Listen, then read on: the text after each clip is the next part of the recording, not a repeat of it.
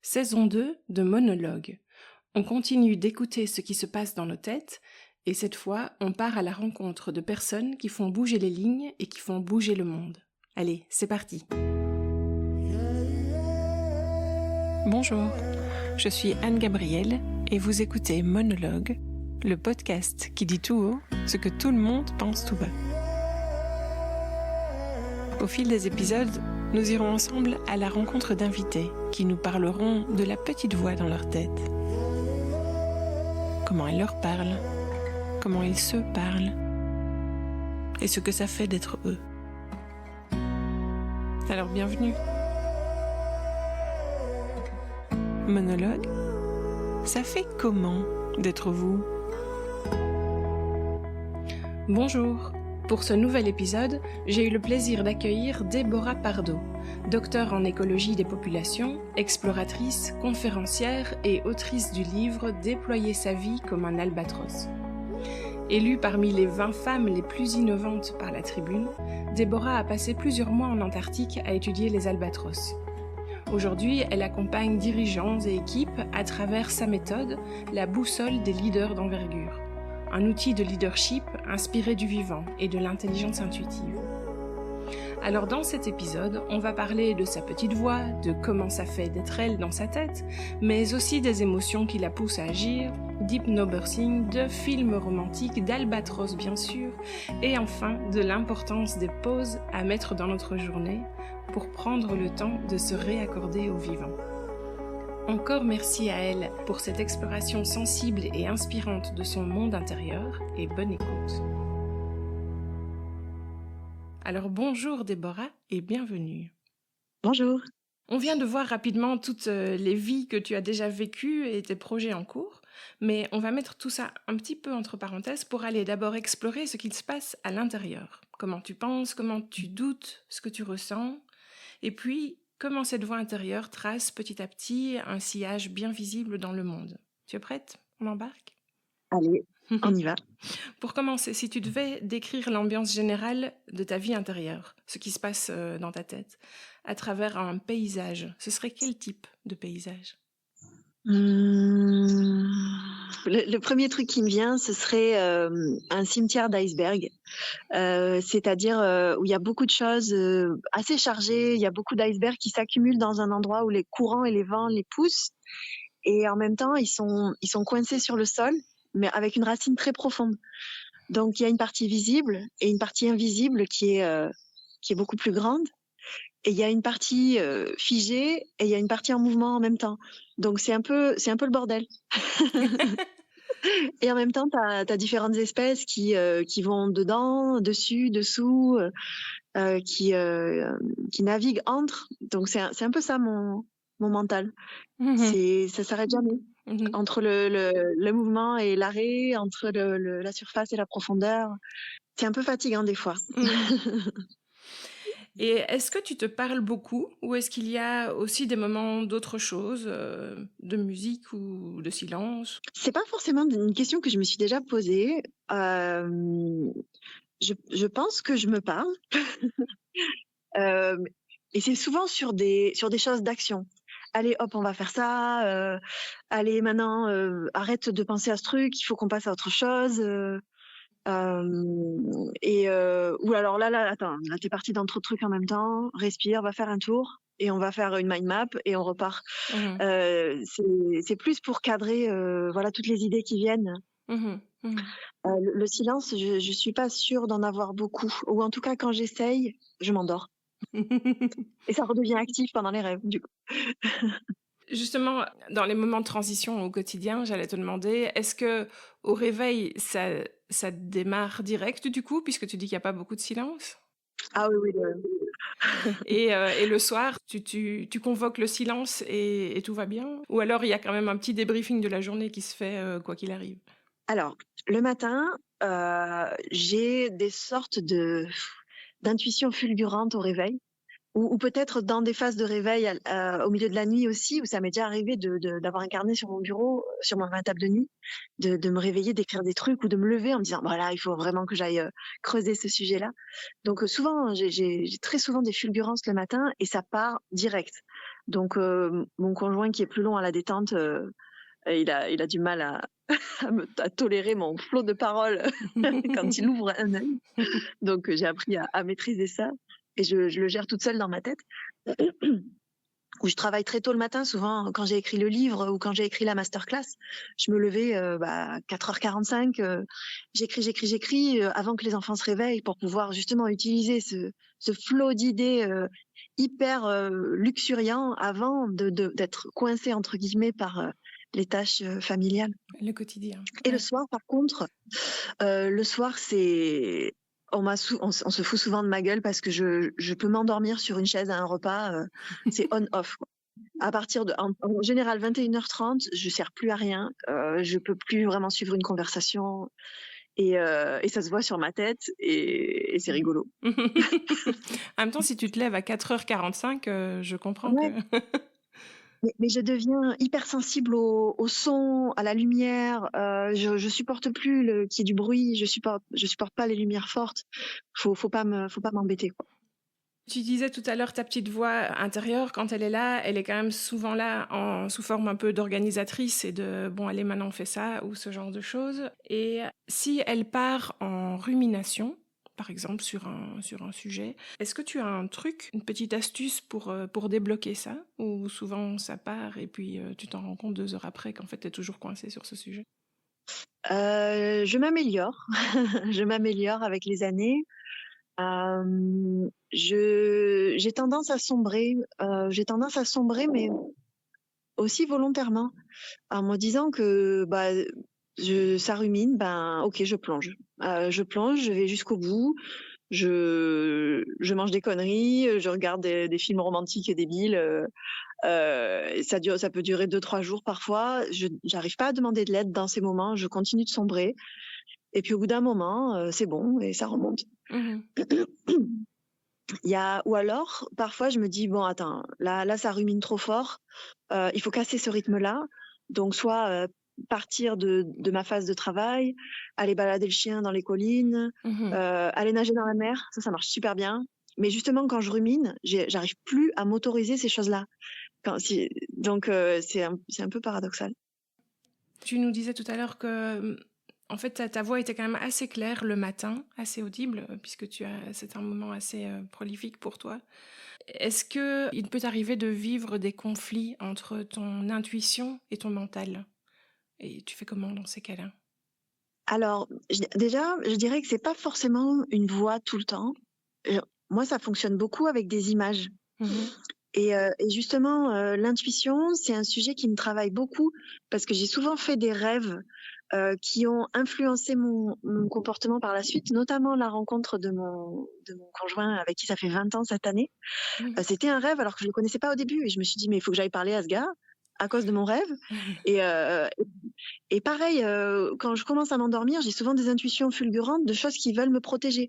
Par exemple, j'ai oublié mon passeport alors que je suis dans le train pour aller, à un congrès scientifique hyper important, ou je suis en voiture pour donner une conférence hyper importante et j'ai oublié mon ordi à la maison. Ça m'est arrivé hyper récemment. J'étais pas en train de m'endormir, mais j'étais en train de divaguer en regardant le lever du soleil et donc il y a c'est des images fulgurantes. Et ce côté intuitif, que je commence à l'expérimenter avec plus d'audace et plus de confiance que dans les phases plus jeunes de ma vie. Bon, vous allez vous demander quel âge j'ai 39 et demi. Mmh. J'approche Un très bel âge. dangereusement de Oui. l'autre moitié. Donc, pour répondre à ta question, est-ce que des fois ça entre en conflit avec mon mental? Ça m'a jamais vraiment frappée. Peut-être parce que je suis d'une personnalité ouverte à tout. Je laisse, s'il y a quelque chose qui vient, je me dis: «Ah ben, pourquoi pas? Ça peut peut-être être intéressant, à mener à quelque chose» et j'adore les paradoxes. Je navigue tout le temps dans des paradoxes et c'est d'ailleurs la première étape de ma méthode, la boussole des Mmh. leaders d'envergure, c'est naviguer les paradoxes. Oui. Un des 4 points cardinaux, c'est apprendre à naviguer les paradoxes et accepter que c'est inévitable. Qu'on peut pas être parfait dans un monde Mmh. imparfait, qu'on peut pas être simple dans un monde complexe. Donc toutes ces choses-là, elles font partie du tout et pour moi c'est ok. Mmh. Mmh. Oui, c'est ça et en fait ça fait partir, l'idée même de ma question. Tu ne le vois pas comme un conflit. C'est ça, je le vois, Il y a je pas à sens le que c'est combattre, quoi. paradoxal. Oui, oui. Il y a pas à le combattre, mais ça peut me faire sombrer. Mmh. Quand je perds le cap, quand du coup, je sais plus, je sais plus ce que je dois faire, et que ça vient pas clairement après une nuit, 2 nuits, bah, ça peut être une des raisons pour lesquelles je sombre, parce que je Mmh. suis un peu perdue. Si on explore justement le lien, entre l'intérieur et le monde, donc entre ce que tu vis à l'intérieur et tes projets, c'est quoi l'émotion, par exemple, qui te guide le plus souvent dans tes actions? La première réponse qui m'est venue, c'est la colère, mais je prône de ne pas agir à travers la colère, donc je dirais peut-être plutôt un mélange étrange entre inquiétude et joie. Mmh. Hem, Inquiétude parce que tout ce que je fais aujourd'hui, c'est pour transformer notre relation à la planète, notre côté, où on se sert, sans prendre, partie des conséquences du tout, où on détruit, sans conscience, sans émotion, y compris le simple fait d'écraser une araignée parce qu'elle est chez nous. Cette notion de propriété, elle me choque. Donc, je suis quand même, au fond, très inquiète, mais de nature optimiste et très curieuse, comme tu l'as dit. Et c'est ça mon moteur pour lutter contre cette colère de ce fonctionnement et cette inquiétude de où est-ce que ça va nous mener. Mmh.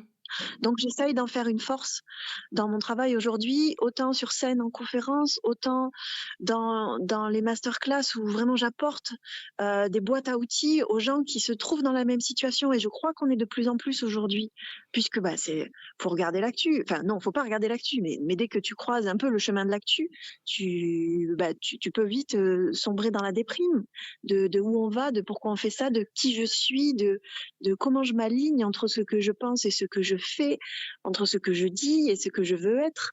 Donc, je travaille beaucoup sur justement ce lien entre l'intériorité, qui je suis, d'où je viens, pourquoi je suis comme ça, quelles sont mes forces. Beaucoup de psychologie positive. Quelles sont mes forces, quels sont mes talents, quelles sont mes valeurs et quelles sont les causes dans le monde qui me tiennent le plus à cœur, que ce soit au niveau social, comme dans la théorie du donut, je ne sais pas si tu connais, tu as à la fois les causes sociales, l'accès à l'eau, la migration, l'accès à l'éducation, l'égalité des sexes, Oui. et les causes environnementales, la biodiversité, le climat, la mer, l'air, le, le sol. Il y a tellement de sujets à travailler, et donc moi j'ai envie d'aider aujourd'hui les gens à trouver l'alignement entre leurs talents et leurs forces et les causes qui leur tiennent à cœur, parce que je me suis rendu compte qu'une des causes principales de bonheur, une des sources principales de bonheur aujourd'hui, c'est de contribuer à un monde meilleur.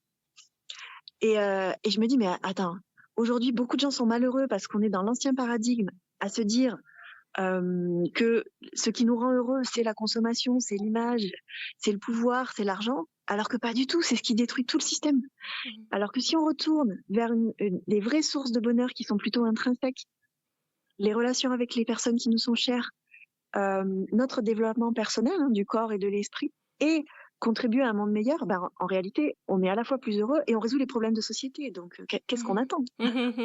C'est clair et c'est ça, donc c'est même s'il y a un peu de colère ou de peur au départ de ton action, tu le transformes assez vite dans une urgence et une envie de proposer des solutions, si j'entends bien. C'est Mmh. ça, la colère, la peur, le dégoût, ce sont des émotions qui te donnent une puissance de folie, Oui, à condition que tu ne restes pas coincé dedans. c'est ça doit être Et c'est juste ça une que j'essaie de... impulsion, quoi, oui. Exactement. Il faut que ça soit une impulsion. Sinon, tu te bouffes de l'intérieur. Mmh. Dans la boussole du leader d'envergure que tu as développée dans ta méthode, il y a donc 20 compétences que tu développes et il y en a une que tu intitules «Débugger l'inaction» et je voulais un peu t'interroger là-dessus de comment est-ce que tu fais justement la différence entre une peur qui va te paralyser et au-delà de laquelle il faut passer et une peur qui, au contraire, vient te dire d'être un peu prudente et que c'est bien d'écouter? Oui. Alors déjà, la peur, elle est évolutivement fondamentale pour survivre. La peur, au départ, ça a été un mécanisme pour qu'une espèce en équilibre avec son milieu, elle puisse soit, donc c'est les 3 F, soit fight, donc attaquer en retour, soit flight, partir, soit freeze, figer, et c'est souvent ça qui peut te sauver. Face à un grizzly, par exemple, si tu bouges pas, bon, c'est très dur à faire, mais des fois c'est ton corps qui le fait pour toi. Donc moi je dis déjà on a ces 3 mécanismes, donc en avoir conscience, c'est un premier pas. Savoir son degré de confort dans la peur, on n'est pas tous égales par rapport à ça, donc c'est aussi une force, ceux qui arrivent à mieux gérer leur peur que d'autres. C'est une force d'être conscient qu'on frise quand on a peur de certaines choses. Et ensuite, je donne aussi des sources d'espoir, beaucoup de sources d'espoir. Typiquement, dans ce cap-là de la méthode, débugger l'inaction, c'est-à-dire de montrer à partir d'une courbe qui s'appelle, qui est inspirée de la loi normale, donc la courbe de Gauss en cloche, où elle a été adaptée à la circulation de l'innovation dans un groupe. Donc, tu as toujours des pionniers qui vont l'apprendre en premier, tu as toujours des gens qui sont réfractaires et qui l'apprendront en dernier, et tu as la masse de la population qui va l'apprendre quand c'est la norme, quand c'est au niveau de la moyenne du nombre de personnes qui ont adopté ce comportement. Et moi, je dis que statistiquement parlant, et c'est pas que moi qui le dis d'ailleurs, il faut qu'au final, très peu de personnes aient adopté un nouveau comportement pour que ça devienne une nouvelle norme, autour de 16 à 30%. Et ça, c'est pas vraiment difficile à faire, et tous les grands mouvements de transition de l'histoire, ils ont toujours fonctionné comme ça. Donc à partir du moment où, au lieu de te dire c'est figé, on est tous foutus, blablabla, et tu te renfermes dans cette posture réactive où tu n'arrives pas à gérer tes émotions, et au final ton influence sur le système se rétracte comme une tomate en plein soleil. Là, tu te dis, ok, je suis consciente qu'en réalité, un petit nombre d'individus peut changer le monde, à condition de s'entourer correctement, d'accepter de ne pas perdre son énergie avec les réfractaires, parce que ça sert à rien, de savoir dans la direction dans laquelle tu veux aller, d'utiliser l'énergie de tes émotions pour être dans une démarche proactive. Et en réalité, là, tu augmentes ton influence avec tes alliés, avec tes talents, et c'est parti, go. Oui, c'est ça. Ça donne envie d'y aller, quoi. Tu parles aussi souvent de grâce chez les leaders d'envergure. C'est quoi la grâce pour toi? Alors, j'ai pris beaucoup de plaisir à définir cette marque leader d'envergure. D'une part parce que quand j'ai quitté la recherche scientifique, alors que j'étais dans mon job de rêve à Cambridge, à travailler sur des jeux de données, les meilleurs jeux de données du monde sur des espèces sauvages, avec 50 ans, de 30 000 albatros qui étaient j'ai quitté ça parce que j'avais beau publier au plus haut niveau, je me rendais compte que c'était pas ces publications hyper spécifiques qui montrent comment statistiquement la pêche industrielle, le changement climatique, le plastique dans le corps des oiseaux marins causent leur extinction. Je me rendais compte qu'au final, il fallait sortir de ce système-là et revenir dans la société et parler aux décisionnaires. Et je me suis rendu compte au final que c'est ça le leadership, et que le leadership, il est présent chez chacun d'entre nous. Donc oui, quand tu parles à un chef d'entreprise d'une grosse entreprise polluante, tu peux peut-être faire bouger les choses plus vite, mais quand tu parles à plein de personnes qui cherchent comment avoir de l'impact dans ce monde, tu peux faire bouger les choses plus grand. Donc je fais les deux aujourd'hui en parallèle. Donc ça, c'est sur le côté leader. L'envergure, c'est un lien avec l'albatros, donc qui est l'oiseau avec la plus grande envergure du monde. Et quand je les ai vus la première fois, c'est le tout début de mon livre. J'étais sur le Marion Dufresne, le navire océanographique français qui m'emmenait en mission dans les terres australes au début de ma thèse. Et ça faisait une semaine qu'on était en pleine tempête et que nous, les ornithos, on était tout en haut du bateau à l'avant avec nos jumelles à être obligés, entre guillemets, de faire des comptages d'oiseaux alors qu'on avait le mal de mer, c'était pas possible. Et on attendait. Moi, je venais de commencer une thèse de 3 ans sur les albatros, j'en ai jamais vu. J'attends. Je sais que plus on va vers le sud, plus ils vont arriver. Et un jour, je vois dans la brume cette silhouette d'albatros, et j'en ai encore des frissons à en parler. Il y avait la tempête, il y avait des vagues, et l'oiseau, il bronchait pas, alors que nous, on était misérables sur le bateau. Et c'est ça, cette grâce qui m'a frappée. Je me suis dit, mais attends, nous, aujourd'hui, au croisement entre un ancien paradigme qui est en train de s'effondrer et un nouveau qu'un groupe de pionniers de plus en plus important est en train de faire émerger, on est en plein dans la tempête. C'est normal, même si je déteste ce mot, c'est normal. Et donc, les albatros sont les animaux qui sont les plus à l'aise dans la tempête dans le monde aujourd'hui parce que ils ont une grande envergure et parce que ils savent la manier avec l'instinct, avec de la grâce.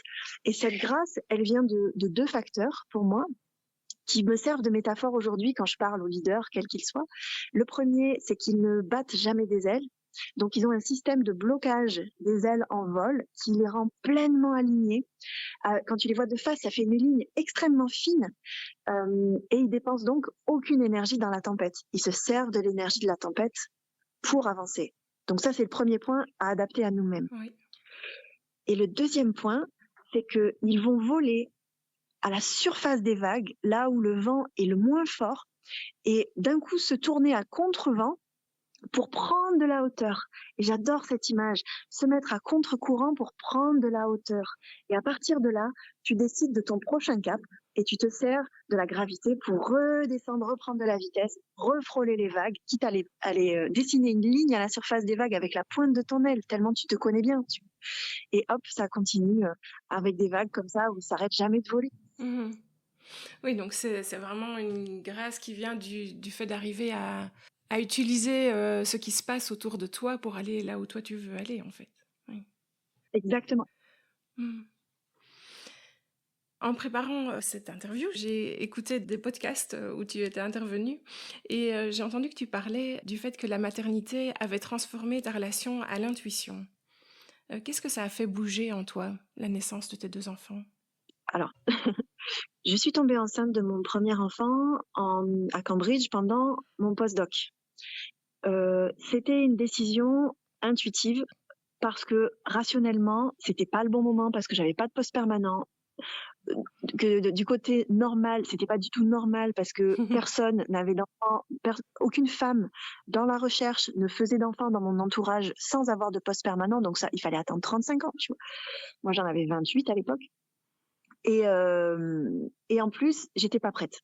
Et je savais que je ne serais jamais prête, en fait. Parce que pour moi, c'était un peu me couper les ailes d'avoir quelqu'un à ma charge à fond. Donc, mais comme j'aime mon homme à fond et je savais que c'était un projet important pour la vie, puisque être vivant, c'est transmettre la vie aussi. J'ai dit, bon, allez, hop, on se lance. Et paf, ça a pris direct. Donc, gros coup de foudre. Et au final, donc on était en Angleterre, c'était pas simple, j'avais pas ma famille, je connaissais pas le système de santé, et au final, j'ai eu mon deuxième enfant en France, et c'était vachement mieux en Angleterre, parce que tout de suite, on m'a accompagnée de façon très humaine, avec la possibilité d'accoucher naturellement à domicile, chose que je n'ai pas choisie pour mon premier enfant parce que j'étais pas prête, ou alors dans un hôpital lambda, je voulais pas, ou alors un truc intermédiaire dans un birth center où on a une grande chambre de 30 mètres carrés, une grande baignoire, personne avec toi, t'es juste avec ton mec, ton sound system, ta musique tamisée, et une sage-femme passe une fois par heure et elle reste en fonction de tes besoins. Et donc pour ça, j'ai discuté avec un cousin à moi qui est décédé aujourd'hui, qui était spécialiste de la douleur dans les instituts de cancérologie à Marseille. Et il me dit, pour avoir fait moi des accouchements, c'est bien beau de vouloir accoucher naturellement, mais il faut que tu te prépares. Donc, je me suis inscrite en couple, hein, on s'est inscrit à un cours d'hypnobirthing, donc de l'auto-hypnose, une méthode américaine, pour voir l'accouchement différemment. Et j'ai adoré parce que déjà, elle nous a changé de vocabulaire. T'as pas des douleurs, tu as des vagues. C'est pas des contractions, c'est des sensations. Je me rappelle plus exactement. Elle nous avait fait faire la liste de nos peurs et débugger chacune de nos peurs en disant bah non, ça c'est pas un souci. Et petit à petit, je me suis rendu compte que notre corps, et puis je suis biologiste, notre corps il sait exactement tout ce qu'il doit faire. Ça fait des millions d'années qu'il y a des milliards de femelles de toutes les espèces qui accouchent de plein de façons différentes en milieu naturel, qui peuvent même arrêter l'accouchement s'il y a un danger, parce que l'adrénaline du corps, celui qui te pousse à rentrer dans les 3 F, il te coupe l'accouchement pour que tu te mettes en sécurité, et puis ça reprend quand tu as des endorphines, des hormones du plaisir. Donc il y avait vraiment une gestion personnelle de ton niveau de peur par rapport à ton niveau de plaisir, et donc elle me disait, la nana, que les endorphines ont un degré d'apaisement de la douleur beaucoup plus fort que l'adrénaline, qui contracte et qui va faire plus mal. Et donc ça m'a relié mes connaissances scientifiques à mon intuition. Donc ça, je passe sur ça. L'accouchement, c'est un truc de malade. Et puis ensuite l'allaitement. je me suis sentie connectée à tout plein de femmes partout dans le monde. L'allaitement, c'est extraordinaire. Tu te réveilles 1 seconde avant que ton bébé il pleure, tu as la montée de lait dès qu'il te regarde, tu as la montée de lait, ça gicle partout. Et puis quand tu avais des sources de plaisir autres que le bébé, ne serait-ce qu'une douche chaude, hein, et ben ça monte aussi le lait. Enfin, c'était vraiment, je me suis connectée à mon corps et je me suis rendu compte que les informations fausses qu'on avait sur la maternité, sur la douleur, sur le fait qu'il faut pas demander d'aide, enfin toutes ces choses que j'avais pu lire, et encore j'en ai pas lu beaucoup parce que j'avais pas envie. Ça se mettait en parallèle avec le climat, et j'en parle beaucoup dans le livre, ce parallèle entre tout ce que la norme te dit qu'il faut faire, te dit qui est dangereux, te dit qui est difficile. Ben en fait c'est faux. Enfin, ça peut être faux selon ce que tu cherches. Et le parallèle entre la maternité et la prise en compte des enjeux écologiques, enfin, ça m'a frappé en pleine tête. Et c'est là que j'ai vraiment commencé à m'engager pour des causes féministes de façon consciente, puisque je le faisais quand même, et allier l'écologie, le féminisme dans mes actions. Aujourd'hui, quand j'ai quitté la recherche, j'ai monté un programme, un accélérateur de leadership environnemental pour les femmes à la voile, pour qu'elles portent des projets impactants. Et je me faisais souvent engueuler dans le milieu des startups parce que c'était fermé pour les hommes, parce que c'était porté par des femmes et qu'on était très peu à porter des startups. Et puis j'ai liquidé ça en 2023. Donc pareil, j'avais beaucoup d'intuition dans tout ça, et ça a été assez difficile. Et maintenant, j'ai lancé la masterclass, la boussole des leaders d'envergure, qui est mixte, et il y a que des femmes qui candidatent.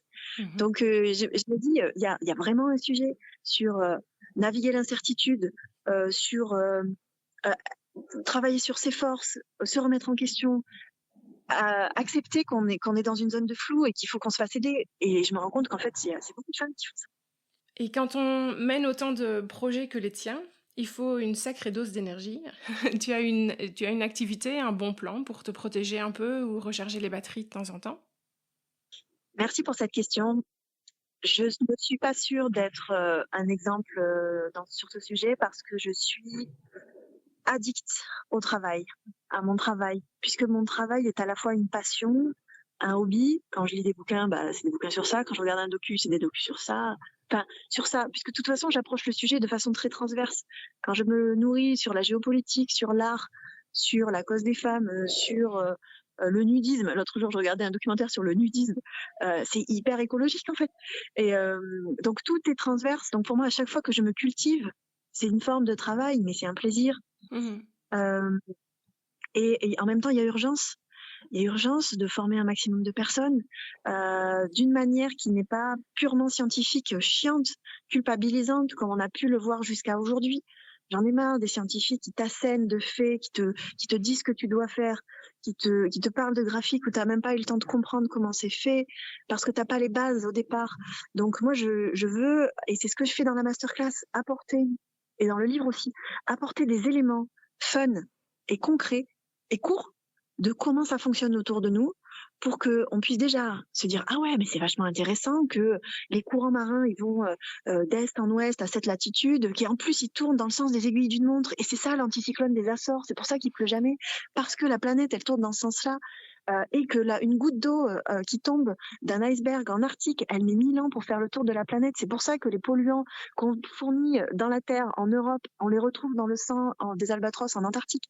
Tout ça, j'avais besoin de l'expliquer pour que ça soit aimé, pour que ça soit aimé et que ça nous permette d'être outillés pour agir.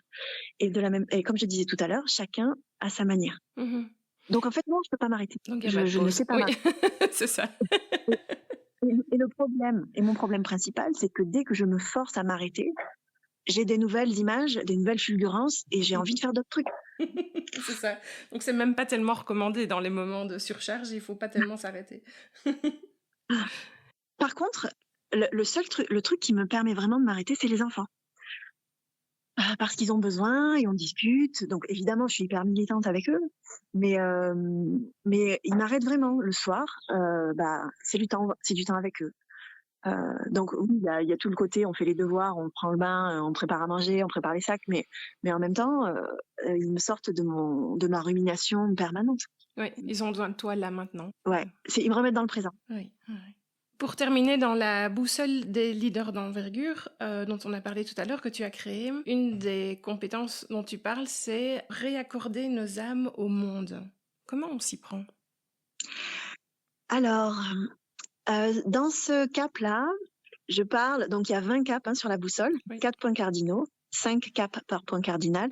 Dans ce cap-là, on est dans un point cardinal qui s'appelle hisser les consciences, où j'essaye, en prenant la métaphore des 2 hémisphères du cerveau, l'hémisphère gauche qui est plus rationnel, celui sur lequel on a fondé toute la culture française et notre fonctionnement économique, et l'hémisphère droit qui est plus créatif, émotionnel et intuitif. D'ailleurs, dans un cap précédent, je décris notre constipation émotionnelle collective. Donc là, après avoir décrit tout ça, dans ce cap-là, on parle, la problématique de départ, c'est notre amnésie impatiente.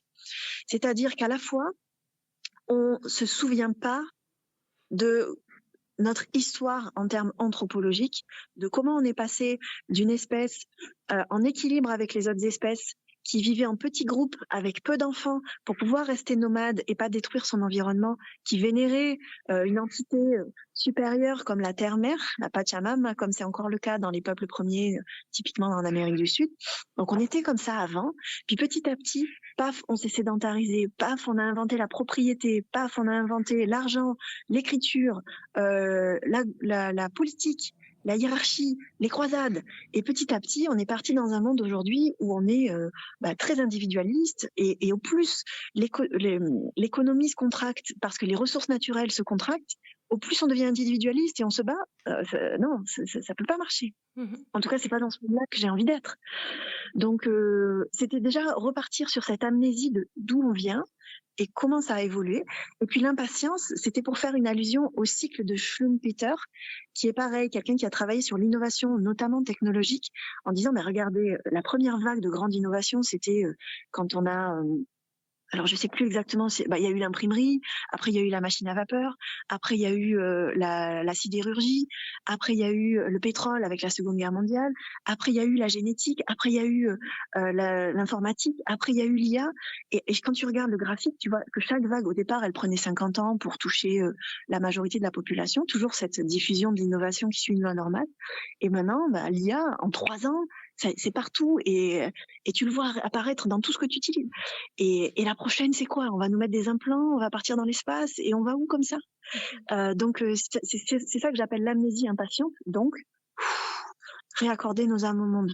Et notamment, et c'est les collapsologues qui parlent de ça, ceux qui étudient l'effondrement, qui le conseillent, de revenir à de l'intuition. Et de l'intuition, quand le monde devient VUCA, c'est-à-dire avec beaucoup de vulnérabilité, beaucoup d'incertitudes, beaucoup de complexité, beaucoup d'ambiguïté, ce qui est typique de la crise écologique et de ressources qui arrivent de plus en plus fort, c'est les émotions, c'est le collectif, c'est la capacité à utiliser son intuition, donc en laissant du vide, qui va permettre de trouver les solutions justes. C'est pas d'avoir plus de contrôle, plus de données.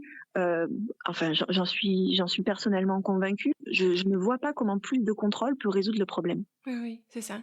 Donc tu invites à plus de pauses. Ralentir. Il y a urgence de ralentir. Et c'est pour ça qu'il faut se hâter lentement. Et c'est pour ça que je ne pouvais pas parler de ce point cardinal de hisser les consciences sans parler de tout ce qu'il faut pour accepter de naviguer les paradoxes en amont. Il faut trouver des moyens de se préserver et d'agir au plus vite en même temps. Donc, voilà. Et en parlant de ça et de cette intuition à laquelle se relier, ça me donne envie de te poser une dernière question. La petite voix dans notre tête, elle nous, on l'a vu, elle peut nous permettre de nous organiser, elle peut aussi nous permettre de compter, de planifier, d'analyser, ce genre de choses. Mais c'est aussi elle qui nous permet de donner du sens, de prendre un peu de recul, éventuellement de nous relier à quelque chose de spirituel. Est-ce qu'il y a quelque chose pour toi qui explique tout ça, notre présence sur Terre ? Alors, Je pense que j'ai prononcé pour la première fois le mot spiritualité quand j'avais 30 ans. Mhm. Je suis de culture française, des parents qui sont repartis de zéro en étant arrivés dans les quartiers nord de Marseille à partir d'Afrique du Nord où ils sont nés. Pour eux, c'était travailler pour réussir, donc plutôt dans un monde capitaliste où ils ont réussi à tirer leur épingle du jeu en cravachant comme des fous et en laissant de côté leur passion, leurs valeurs parfois. Donc ça a été très dur et moi j'ai refusé ça complètement. Justement en étant maman entrepreneur, maman en expédition en Antarctique et en essayant de gagner ma vie en ayant de l'impact. Donc la spiritualité n'existait pas. Puis cette connexion avec la maternité est arrivée et je me suis rendu compte que la connexion à la nature, qui est quelque chose de très très important pour moi, c'est une forme de spiritualité. Et c'est ça là qui me parle. Parce que pour moi, et si on regarde depuis que le vivant existe sur cette planète, ça fait 3,8 milliards d'années. Par définition, le vivant, il a la niaque de survivre face à des modifications de l'environnement permanentes. Donc lui, il a son système interne et il cherche l'équilibre dynamique par rapport à tout ce qui fluctue autour de lui. Et j'adore ça. Et je me dis que nous, en tant qu'espèce vivante aujourd'hui, et que nos organisations sont aussi vivantes, il faut qu'on arrive à retrouver cet amour de la fluctuation. Et c'est ça pour moi la spiritualité la plus importante à avoir, c'est qu'on est du vivant. On est un filin lié à tout le reste. Et là, je te parle, je suis dans mon jardin, il y a des arbres, il y a plein d'oiseaux, c'est le matin très tôt. Ils sont tous en train de s'activer parce que l'hiver arrive. Quand tu prends le temps de regarder, c'est fascinant. Et toutes les solutions, elles sont là. C'est comme si on avait 3,8 milliards d'années de recherche et développement et qu'on a cru qu'on pouvait se débrouiller tout seul dans notre coin. C'est une erreur. C'est ça, le fait de s'arrêter et de prendre conscience qu'on est la nature et qu'on est le vivant. Oui, pour moi, et j'ai grandi si on parle de spiritualité du côté religieux, mon père, qui est plutôt de culture juive, a été le premier à se marier avec ma mère qui est plutôt de culture chrétienne. Donc moi j'ai grandi dans les deux mondes sans beaucoup de religion vraiment, mais on a quand même fait des fêtes d'un côté, les fêtes de l'autre, et j'avais ce double monde et on m'a jamais imposé quoi que ce soit, j'ai jamais fait de choix. J'ai eu d'ailleurs pendant longtemps une forme de rejet en me disant que c'était les religions qui causaient tant de problèmes, tant de malheurs dans le monde, et en même temps elles apportent un cadre spirituel dont on manque aujourd'hui, des traditions, des rituels. Aujourd'hui, les personnes âgées de ma famille qui ont perpétué ces rituels, elles le font plus, ou alors elles sont décédées, et ça me manque beaucoup. Donc, je pense qu'il y a quelque chose à remettre avec les cycles de la nature. Oui, mais je vais revenir encore avec ce mot-là, mais effectivement, la religion permet ces moments de pause et d'arrêt et d'écoute. Oui. Qui nous font, que nous, on n'a pas, que j'ai pas du tout dans ma vie. Oui. Eh bien, merci beaucoup pour cette belle conversation. Est-ce qu'il y a un message que tu as envie de faire passer aux auditeurs en guise de conclusion ? Oui, un message qui fait appel à l'un des caps du point cardinal 3 pour se reconnecter au vivant. Il existe plusieurs applications qui permettent de connaître les espèces qu'il y a autour de nous. Donc, je vous recommande Seek, S-E-E-K, qui est gratuit, qui permet de scanner les plantes, avoir un lien d'accès direct à Wikipédia pour savoir est-ce qu'elle est indigène, est-ce qu'elle est comestible, comment elle a été utilisée. Et pareil avec les oiseaux, vous avez l'application Merlin qui vous permet de scanner, de faire d'écouter au niveau sonore et d'identifier les espèces qui sont en train de chanter. Et c'est extraordinaire de au moins connaître les espèces qui vous entourent. Oui. D'y porter votre attention. Voilà. Pour nous donner après l'envie d'en prendre soin. Exactement, c'est indispensable pour ralentir, pour s'émerveiller, l'émerveillement. Moi, c'est ça ma drogue aujourd'hui. Ça l'a toujours été. Eh ben, merci à toi, Déborah, pour cette belle plongée sensible et inspirante dans ton univers intérieur. Donc, pour rappel, ton livre « Déployer sa vie comme un albatros » est sorti cette année aux éditions Tara. Et puis, surtout dans ton actualité brûlante, tu as une nouvelle masterclass qui va démarrer ici le 7 novembre. C'est ça. Et donc si on veut s'y inscrire, on peut se rendre sur ton site deborahpardo.com. Exactement, ça s'appelle Leader d'envergure. Pour le moment, il reste des places, mais d'ici à ce que vous écoutiez ce podcast, on verra, il y aura d'autres promotions de toute manière. Voilà, donc l'invitation est lancée. Donc encore merci pour cette discussion et longue vie à tous tes projets et à bientôt. Merci à toi, c'était très intéressant de pouvoir échanger sur ces sujets rares et bravo pour ta vision. Merci pour ce que tu fais. Merci, au revoir. Au revoir. Merci à vous, les auditeurs, d'avoir écouté cet épisode. J'espère qu'il vous a plu. N'hésitez pas à le liker, partager ou lui donner 5 étoiles en fonction de votre plateforme d'écoute préférée. Pour ne rien rater de nos prochains épisodes, vous pouvez vous abonner au podcast ou suivre notre actualité sur Instagram @monologue-podcast. Enfin, Monologue, c'est aussi un site internet avec plein de ressources et d'idées pour vous inspirer et, si le cœur vous en dit, me partager vos monologues à vous. C'est à l'adresse www.monologue-podcast.com. À bientôt.